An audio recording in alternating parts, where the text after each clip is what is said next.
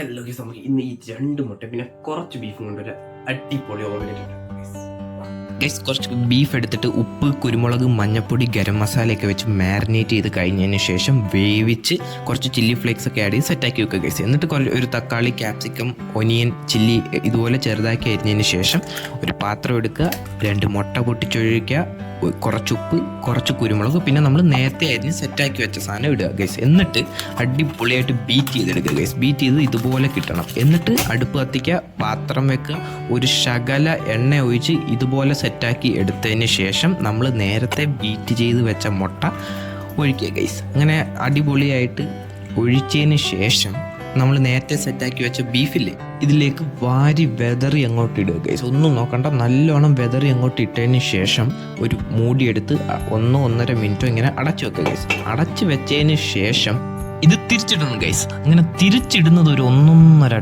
ടാസ്ക്കാണ് guys. ഞാൻ പല സൈഡിൽ നിന്ന് നോക്കിയിട്ട് എനിക്ക് പറ്റുന്നില്ലായിരുന്നു ഗൈസ്. അങ്ങനെയാണ് എൻ്റെ കയ്യിൽ നിന്ന് ഒരു ലോക മണ്ടത്തരം സംഭവിച്ചത്. ആ മണ്ടത്തരം കൊണ്ടാണ് ഗൈസ് ബീഫ് ഓംലെറ്റ് ആയിരുന്ന സാധനം പാത്രത്തിലേക്ക് വന്നപ്പോൾ മുട്ടത്തോരനായി മാറിയത്. ഇതായിരുന്നു ഗൈസ് ആ മിസ്റ്റേക്ക്. ഞാൻ എവിടുന്നോ കുത്തി പൊക്കിയപ്പോൾ സാധനം തെറിച്ചങ്ങ് പോയി ഗൈസ്. അതുകൊണ്ട് തിരിച്ചിടാൻ നേരം ആരെങ്കിലും ഹെൽപ്പ് ചോദിക്കുക ഗൈസ്. ഇതായിരുന്നു എൻ്റെ പ്ലാൻ ബി. ഓംലെറ്റ് ആയിരുന്ന സാധനം നൈസായിട്ട് തോരനാക്കുക, അടിപൊളിയായിട്ട് സെറ്റാക്കി എടുക്കുക ഗൈസ്. അങ്ങനെ തോരൻ ഇതുപോലെ ആക്കിയിട്ട് നമ്മൾ അങ്ങോട്ടും ഇങ്ങോട്ടൊക്കെ ഇളക്കിയിട്ട് സെറ്റാക്കി പ്ലേറ്റിലാക്കുക, നല്ല അടിപൊളിയായിട്ട് കഴിക്കുക ഗൈസ്. ഗൈസ്, അപ്പോൾ നമ്മുടെ ബീഫ് ഓംലെറ്റ് എന്ന് പറയുന്ന സാധനം ഇവിടെ റെഡി ആയിരിക്കുന്നു ഗൈസ്.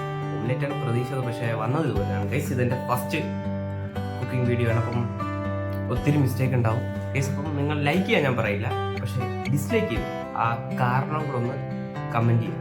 കാരണം ഇന്നത്തെ ഡിസ്ലൈക്ക് എനിക്ക് നാളെ ലൈക്ക് ആക്കാൻ ശ്രമിക്കണം ഗൈസ്. അപ്പം അത്രയേ ഉള്ളൂ. ഓക്കെ, അത്രയേ ഉള്ളൂ ഗൈസ്. പിന്നെ ഇതിൻ്റെ കൂടെ നമുക്ക് സോസും വേണേൽ ഒഴിച്ച് ട്രൈ ചെയ്യാം ഗൈസ്.